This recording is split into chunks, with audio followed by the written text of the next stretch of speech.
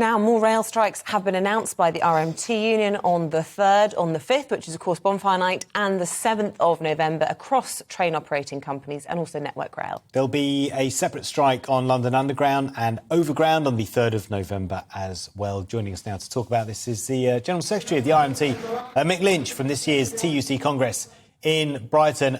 Good morning to you, Mick. Any indication on how long your members are willing to strike for, how long this period of industrial action is going to last, and any signs at all of any resolution? Well, our members are completely committed to the dispute, and that will be seen on the picket lines, as are the postal workers here today in Brighton and across the country, because workers are being attacked. There's no sign of a settlement.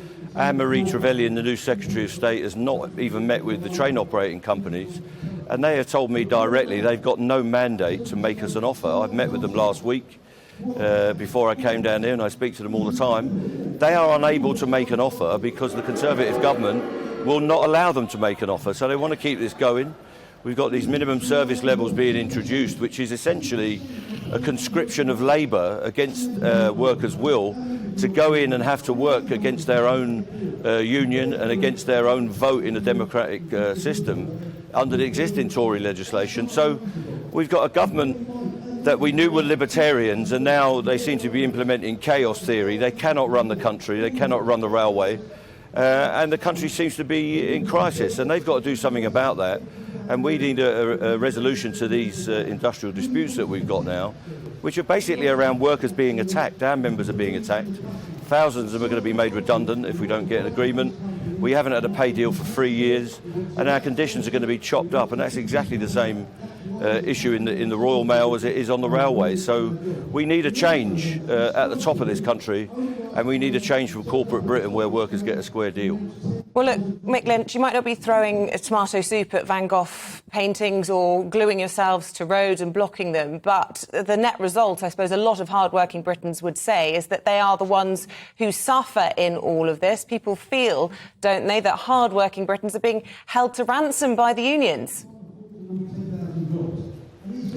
Well, if you want to use those cliches like being held to ransom and you can't be bothered to think about anything else, that's up to you. But Britain is not being held to ransom. They're being held captive by a government that's in crisis, who've got no solutions to what's going on in this country. And corporate Britain is making handsome profits. The rail operators, the train operating companies, Network Rail subcontractors, and the rolling stock leasing companies are all making profit while workers are suffering.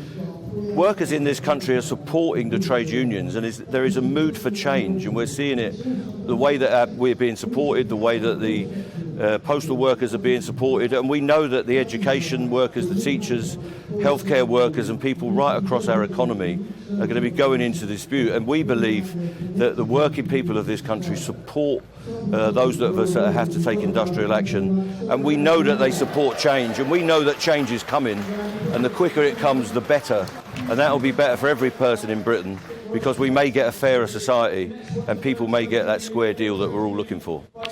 We're talking to you at the TUC.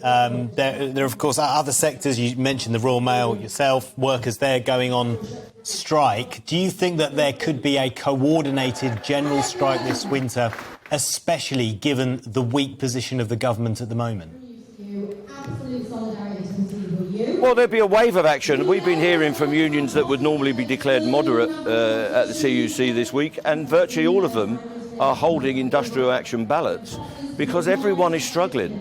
We represent professional people, we represent people that are on reasonable salaries, and we represent the low paid. But all of them are feeling the strain. The doctors and nurses are saying that they cannot cope in the health service.